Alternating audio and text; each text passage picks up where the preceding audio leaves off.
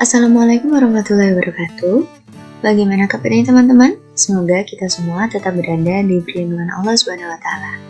Baik, selamat datang kembali di Praktikum Biometrik 2 FKM UAD bersama saya Kuri Amanda Izati.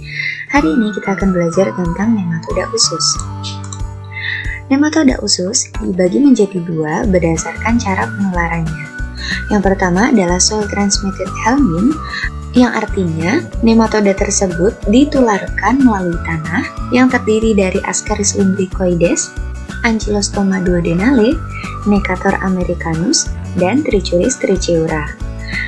Kemudian yang kedua adalah non-soil transmitted helminth, yang artinya adalah nematoda tersebut ditularkan tidak melalui tanah, yang terdiri dari satu spesies atau satu nematoda, yaitu Enterobius vermicularis. Untuk yang pertama kita akan membahas terkait dengan Ascaris lumbricoides atau yang bisa kita sebut sebagai cacing gelang. Seperti biasa ya teman-teman, kita di sini mempelajari terkait dengan siklus hidup terlebih dahulu sebelum masuk ke dalam morfologinya. Nah, yang perlu teman-teman ingat adalah bentuk infektif dari Ascaris lumbricoides adalah telur berembrio, sedangkan habitat dari cacing dewasanya adalah di usus halus. Kita beralih ke sini. Untuk yang pertama, di sini sudah ada tanda diagnosa, yang artinya teman-teman bisa mendiagnosa cacing dewasa yang ada di dalam tubuh manusia. Nah, di sini adalah cacing dewasa betina dan jantan dari Ascaris lumbricoides yang bertempat tinggal di usus halus. Nah, adanya cacing dewasa ini mereka akan menghasilkan telur, kemudian mereka akan keluar bersama feses.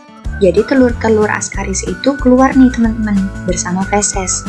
Nah, apabila orang tersebut membuang air besar sembarangan, dalam artian tidak di jamban, tetapi di sungai atau langsung di tanah, seperti itu ya teman-teman. Nah, maka telur tersebut bersama fesesnya akan ada di tanah.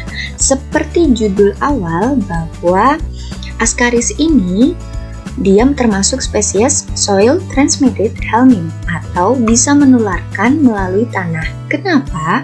Karena dengan telur menyentuh tanah, maka telur tersebut bisa bertahan hidup teman-teman. Dia tinggal menunggu untuk stadium selanjutnya, yaitu apa? Stadium untuk telur tersebut dibuahi. Nah, telur Ascaris ini bisa jadi dua teman-teman, terbuahi ataupun juga tidak terbuahi, unfertile atau fertile. Nah, kalau misalnya unfertile atau tidak dibuahi, maka dia akan mati. Tetapi kalau telur tersebut dibuahi, maka dia akan membelah, terus membelah, dan akhirnya menjadi telur yang berembrio. Nah, teman-teman ingat bahwa tadi bentuk infektifnya adalah telur berembrio. Teman-teman bisa lihat ya perubahan dari isi-isi telur yang Ascaris ini. Di sini ada larvanya kan teman-teman? Nah, kalau misalnya telur ini terbawa oleh lalat atau kecoa atau serangga-serangga lain, kemudian dia menempel pada makanan atau minuman, kemudian makanan dan minuman tersebut dimakan oleh manusia, maka telur tersebut akan masuk dan larva yang ada di dalamnya ini akan bergerak bebas, sebab telur ketika masuk ke dalam tubuh manusia, telur itu langsung hilang dan larvanya ini bisa bergerak bebas. Nah, larva ini masuk. Setelah itu, nah sebagai larvanya seperti ini ya teman-teman. Sebagai larva, dia kadang bisa melewati paru-paru, kadang bisa melewati hati. Nah, seperti itu. Tetapi dia hanya melewati saja, tidak menetap. Nah, kemudian larva ini akan jalan-jalan, kemudian dia akan berhenti di usus halus dan akan menjadi dewasa. Kembali seperti yang tadi, seperti itu teman-teman. Kemudian kita lanjut ke morfologi telur.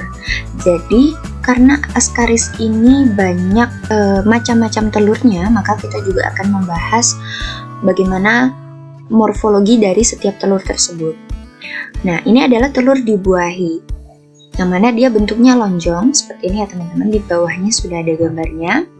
Ukurannya itu 60-45 mikron. Dindingnya tebal, terdiri dari 3 lapisan teman-teman. Oke, kita lihat ya. Di sini dinding yang bergerigi itu adalah lapisan luar yang bisa disebut dengan albuminoid. Sedangkan untuk lapisan tengah itu adalah hyalin.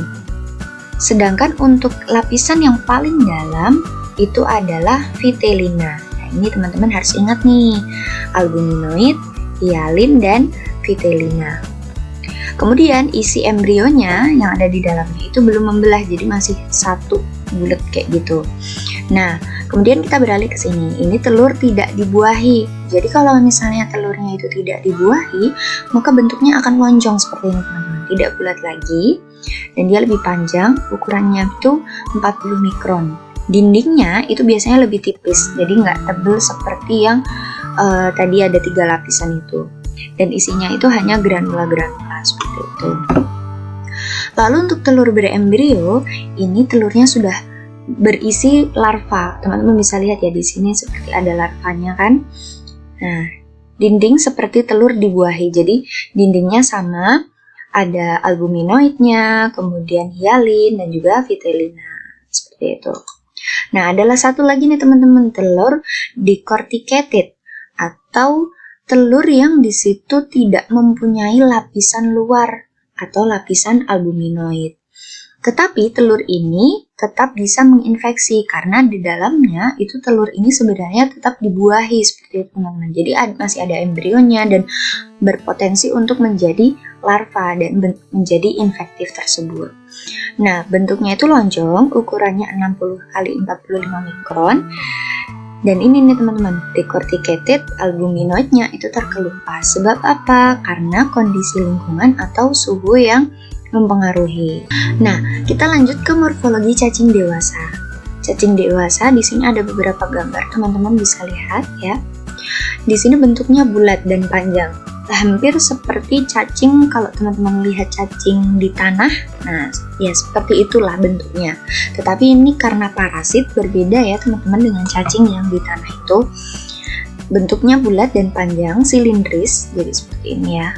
Kemudian panjang cacing jantan itu 15-31 cm, sedangkan untuk cacing betinanya 20-35 cm.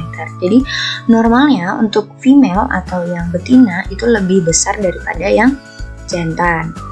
Ekor jantan itu melingkar, mempunyai spekulum. Nih, spekulum itu seperti ini teman-teman.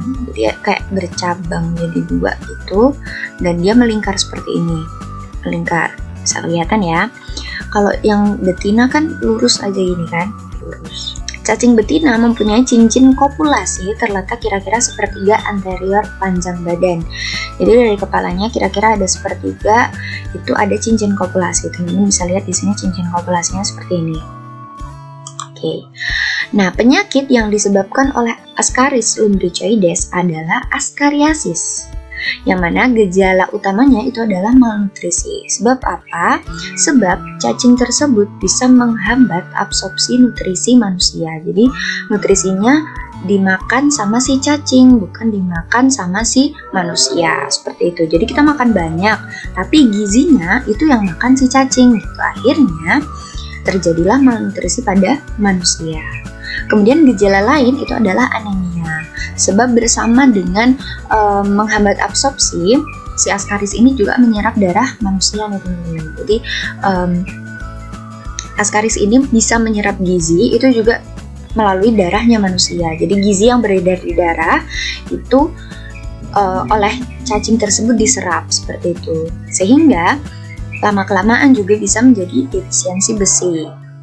Nah, khusus untuk larva ya teman-teman, untuk larva karena dia bisa melewati paru-paru, dia bisa menyebabkan Leveler syndrome, yang mana gejalanya adalah sesak nafas dan batuk. Kemudian kita beralih ke Trichuris trichiura atau kita bisa sebut dengan cacing cambuk. Kenapa bisa disebut cacing cambuk? Nanti teman-teman bisa lihat. Oke, teman-teman harus ingat bentuk infektifnya adalah telur berembrio, sama seperti Ascaris. Sedangkan habitatnya usus halus ini khusus untuk larva, sedangkan untuk stadium dewasa ini di usus besar. Nah, siklusnya sebenarnya hampir sama teman-teman dengan Ascaris. Jadi, perbedaannya adalah telur ya, teman-teman. Mulai dari telur yang tidak berembrio yang keluar bersama feses manusia. Ini sama, ketika manusia itu buang air besar sembarangan, tidak di jamban, tapi di sungai, di tanah, dan lain sebagainya, maka dia akan mengeluarkan feses yang di situ sudah ada telur yang belum dibuahi, seperti itu. Nah, karena dia itu menempel pada tanah, akhirnya dia menjadi telur yang sudah dibuahi. Nah, telur sudah dibuahi, kemudian dia membelah, lalu menjadi telur embrio. Di sini teman-teman bisa lihat larvanya sudah siap untuk keluar gitu ya teman-teman. Nah, telur berembrio ini kalau misalnya dia dibawa lalat atau kecoa yang disitu menempel pada makanan, lalu makanan dan minumannya itu dimakan oleh manusia, tidak sengaja tertelan, kan berarti telur embrionya ini, maka larvanya ini akan masuk ya, telur akan hilang, kemudian larvanya akan bergerak bebas masuk ke dalam tubuh manusia, lalu larvanya ini akan berada di usus halus, kemudian dia akan menjadi dewasa di usus besar. Dan ketika sudah menjadi cacing dewasa, jika ada betina dan jantan, maka dia akan menghasilkan telur lagi, telur yang belum berembrio, kemudian dia akan keluar lagi bersama feses dan kembali seperti semula, seperti yang tadi sudah dijelaskan. Nah, untuk morfologi telurnya ini berbeda ya teman-teman dengan telur dari Ascaris tadi. Yang ini bentuknya seperti tong, kemudian mempunyai tutup di kedua ujungnya seperti ini. Ya, ini yang disebut dengan operculum. Nah, ini teman-teman harus wajib ingat nih. Kemudian kulitnya ada 2 lapis yang berwarna kuning dan kedua ujungnya jernih. Kemudian berisi sel telur atau larva, ini isinya ya. Nah, untuk morfologi cacing dewasanya, nah ini teman-teman, kenapa sih dia bisa disebut cacing cambuk? Karena ternyata bentuknya itu seperti cambuk nih teman-teman. Jadi ada sebagian yang tubuhnya itu besar dan ada sebagian yang tubuhnya itu ramping atau kayak cuma tali gitu.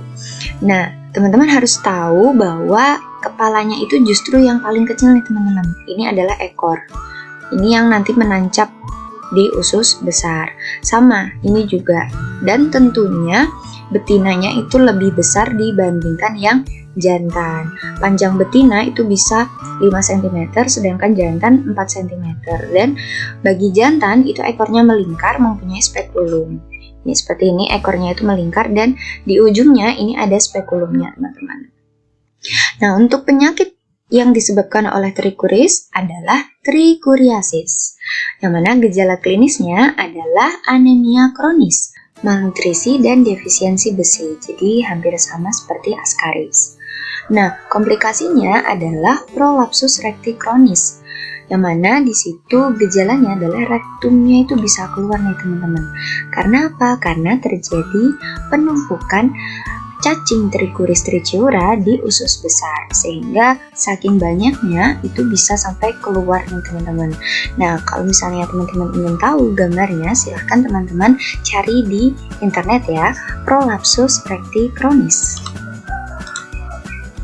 Sebagai pencegahan, baik itu Ascariasis dan Trichuriasis, karena mereka hampir sama baik dalam siklus hidupnya maupun cara penularannya, maka yang pertama adalah CTPS, cuci tangan pakai sabun.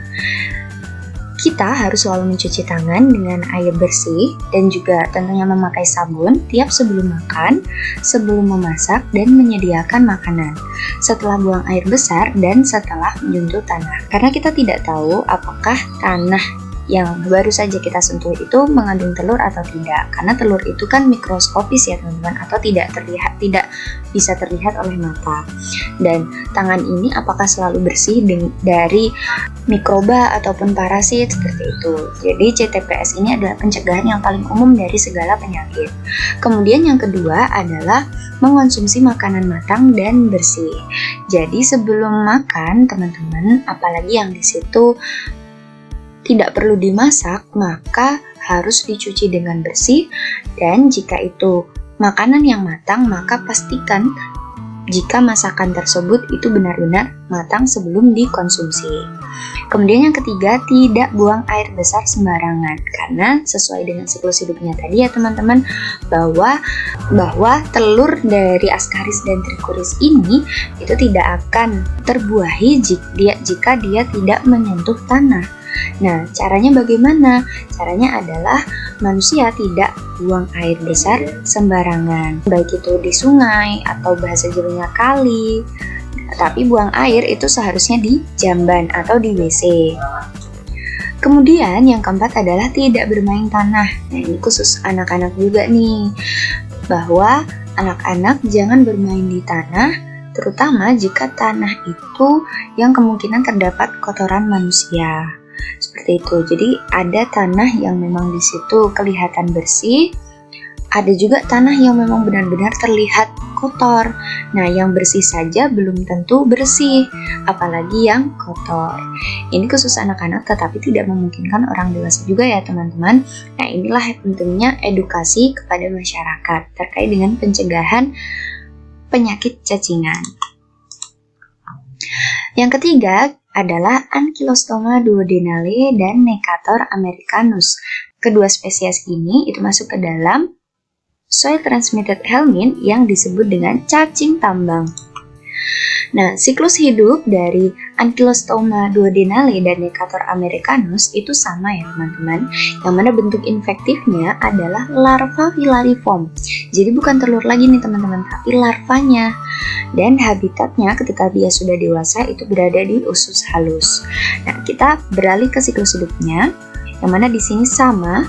Jika telur tersebut terbuang bersama feses, yang mana manusia tersebut membuang air besar sembarangan dan akhirnya telur ini tersentuh di tanah, maka telur tersebut menjadi telur yang dibuahi dan akhirnya berembrio. Kemudian mengalami pembelahan, lalu dia akan menjadi larva rhabditiform. Jadi larvanya ini masih larva kecil seperti itu, dan dia masih membutuhkan makanan seperti itu. Lalu larva rhabditiform ini dia akan menjadi lebih dewasa lagi, yaitu yang bernama larva filariform. Nah, inilah bentuk infektif dari Ankylostoma duodenale dan Necator americanus. Nah, penularannya agak sedikit berbeda, yang mana ketika manusia ini bermain di tanah atau menginjak tanah yang di situ ada larva filariformnya, sedangkan manusia ini tidak menggunakan alas kaki, maka larva filariform ini bisa masuk ke dalam sela-sela kulit dari manusia tersebut nih teman-teman. Nah, saat sudah masuk, dia akan jalan-jalan, kemudian dia akan berhenti di usus halus dan akan menjadi dewasa di sana. Seperti itu. Untuk diagnosanya juga menggunakan telur. Seperti itu. Nah, untuk morfologi telurnya ini bentuknya lonjong, ukurannya 40 x 65 mikron, dindingnya tipis dan jernih. Satu lapis ini berisi 4-8 sel. Nah, morfologi larvanya ini penting ya teman-teman, karena bentuk infektifnya itu adalah larva filariform. Tapi di sini kita menyajikan dua jenis larva, yang mana ini adalah larva rhabditiform, larva yang masih kecil, baru aja menetas dari telur gitu teman-teman. Larvanya ini cenderung lebih pendek dan dia masih membutuhkan makan. Dan dia akan makan zat organik yang di situ ada di tanah. Jadi dia sudah bergerak bebas di tanah nih teman-teman. Tetapi kalau misalnya larva rhabditiform ini masuk ke dalam tubuh manusia, maka dia tidak akan menginfeksi. Nah, Tapi kalau dia sudah menjadi besar seperti ini, yaitu bisa kita sebut larva filariform, yang mana bentuknya itu lebih panjang daripada larva labditiform, maka dia bisa menginfeksi nih teman-teman. Dan larva filariform ini tidak makan, tidak seperti yang larva labditiform tadi. Untuk cacing dewasanya, ini perbedaan antara Ankylostoma duodenale dan Necator americanus. Teman-teman bisa lihat gambar di bawah ini. Nah, untuk Ankylostoma, itu bagian mulutnya terdapat gigi yang bentuknya runcing. Nah, inilah yang mereka gunakan untuk menancap pada usus halus. Sedangkan untuk Necator americanus, ini bentuknya pipih seperti ini. Berbeda ya teman-teman ya. Nah, untuk jantan, ini ujung posteriornya melebar seperti ini ya, kayak spekulum tadi. Nah, sedangkan untuk betina, itu ujung posteriornya itu lurus. Ini perbedaan betina dan jantan. Kemudian penyakit yang disebabkan oleh Ankylostoma adalah Ankylostomiasis. Sedangkan Necator americanus adalah Necatoriasis. Gejala klinisnya sama, yaitu dermatitis. Karena dia masuk ke dalam kulit, maka larva tersebut pastinya itu berjalan-jalan di kulit, sehingga menyebabkan kulit itu bisa pecah-pecah dan juga gatal yang sangat, jadi gatal banget gitu teman-teman. Nah, karena cacing dewasanya ini masuk ke dalam usus halus, bertempat tinggal di sana, maka dia akan menyebabkan malnutrisi dan defisiensi besi. Kemudian jika terlalu berat, maka dia bisa menyebabkan anoreksia. Anoreksia ini adalah penyakit yang membuat dia memuntahkan makanannya. Dan gejalanya itu diawali dengan penurunan nafsu makan, kemudian penurunan berat badan, dan seterusnya. Nah, untuk pencegahannya, itu yang pertama sama nih teman-teman, cuci tangan pakai sabun, karena kita tidak tahu apa aja yang ada di dalam tanah. Kemudian yang kedua, mengonsumsi makanan matang dan bersih, ini juga sama teman-teman. Yang ketiga, menggunakan alas kaki. Nah, ini nih yang paling penting, menggunakan alas kaki kemana-mana, jalan kemana, meskipun itu hanya di depan rumah, tetap harus menggunakan alas kaki. Apalagi kalau misalnya di situ tanahnya itu terlihat sangat beresiko untuk adanya cacing. Kemudian yang keempat, mengenakan APD. Mengenakan APD ini khusus pada pekerja tambang, pekerja di daerah pertambangan, dan pekerja lain yang di situ langsung berhubungan dengan tanah. Jadi APD lengkap gitu teman-teman. Kemudian yang keempat, kita beralih ke Enterobius vermicularis. Di sini dia masuk ke dalam non-soil transmitted helminth, jadi dia menularkan tetapi tidak perlu melalui tanah nih teman-teman. Nah, kita bisa sebut juga dengan cacing kremi. Siklus hidupnya, ini kita perlu ketahui dulu, bentuk infektifnya adalah telur berembrio. Habitatnya bagi larva itu di usus halus, sedangkan untuk dewasanya itu di usus besar. Nah, siklus hidup yang pertama kita lihat dari sini, yang mana di sini adalah telur yang berada di anus manusia, kemudian dia berembrio atau menjadi telur dewasa, yang mana dari telur yang baru saja dihasilkan kemudian menjadi telur dewasa, ini hanya membutuhkan waktu 4-6 jam saja. Setelah menjadi telur berembrio, dia akan masuk ke dalam manusia, kemudian larvanya ini akan berada di usus halus. Lalu untuk cacing dewasanya ini berada di usus besar. Nah, seperti yang teman-teman lihat bahwa cacing betina lebih besar daripada cacing jantan. Cacing betina ini ketika malam hari dia akan keluar ya, dia akan keluar dari usus besar, bergerak menuju anus manusia. Nah, di anus manusia itu cacing kremi atau Enterobius ini akan mengeluarkan telur-telurnya berada di anus manusia tersebut. Nah, selanjutnya kita harus tahu nih cara penularannya. Jadi khusus Enterobius vermicularis ini emang spesial banget karena dia non-soil transmitted helminth. Bahkan cara penularannya itu bisa 3 hal teman-teman. Yang pertama adalah autoinfeksi, yang mana dia bisa menginfeksi diri sendiri. Nah, maksudnya menginfeksi diri sendiri seperti yang sudah dijelaskan bahwa ketika telur-telur itu sudah berada di anus, maka manusia akan merasakan gatal yang sangat pada anusnya. Nah, kalau malam misalnya tidur, kita kan tidak terasa nih tangan ini sebenarnya kita ngapain aja. Mungkin bisa jadi menggaruk-garuk anus yang gatal tadi. Tangan manusia, yang apalagi kalau di situ kuku tangannya panjang-panjang, maka telur-telur tersebut itu akan berada di kuku manusia, kuku tangan. Nah, di pagi hari, kalau dia tidak mencuci tangan memakai sabun, maka telur-telur tersebut masih berada di kuku tangan manusia. Jadi tangan ini masih terinfeksi. Kalau dia makan, apalagi makan menggunakan tangan, maka telur tersebut bisa masuk lagi ke dalam tubuh manusia melalui menelan telur tersebut. Nah, itulah yang disebut autoinfeksi. Sedangkan untuk inhalasi adalah melalui pernafasan. Misalnya, tadi anus yang digaruk-garuk akhirnya dia sampai rontok nih teman-teman, telur-telur bahkan bisa dari cacing-cacingnya itu rontok semua di kasur nih teman-teman. Nah, kemudian ketika kasur ini dibersihkan, maka telur tersebut bisa kemana-mana dan akhirnya terhirup oleh manusia. Nah, kemudian yang ketiga adalah retroinfeksi. Retroinfeksi ini menginfeksi kembali.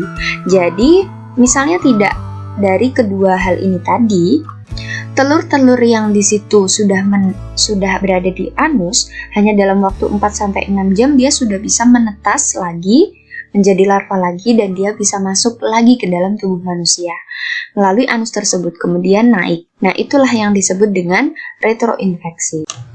Kita beralih ke morfologi telur. Morfologi telur dari Enterobius vermicularis di sini bentuknya lonjong, kemudian salah satu sisinya itu datar, sedangkan sisi lain itu melengkung. Seperti yang digambar ini ya teman-teman. Nah, jadi bisa dikatakan seperti huruf D gitu. Jadi telur untuk Enterobius ini juga dia khas seperti huruf D, dan dia itu kecil-kecil.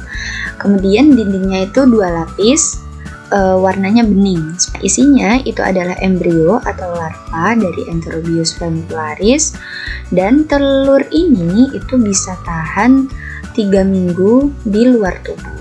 Seperti itu. Nah, kemudian untuk morfologi dari cacing dewasanya, panjang cacing jantan itu 2-5 mikron. Ini ya teman-teman yang ada tulisan M atau male. Nah, untuk yang betinanya atau female itu 10 mikron, jadi lebih besar. Nah, kepalanya itu mempunyai cephalic ale, bulbus esophagus besar. Ini kepalanya. Ini juga kepalanya. Kemudian cacing betina ekornya itu runcing seperti jarum, seperti di sini. Cacing jantan ekornya melingkar ke ventral, dilengkapi dengan spekulum. Jadi di ujungnya itu ada spekulum. Nah, ini kalau misalnya ada di mikroskopis, tetapi kalau misalnya dilihat secara langsung itu seperti ini. Jadi seperti kelapa parut gitu ya teman-teman. Nah, warnanya putih kayak gini. Ini adalah cacing Enterobius vermicularis.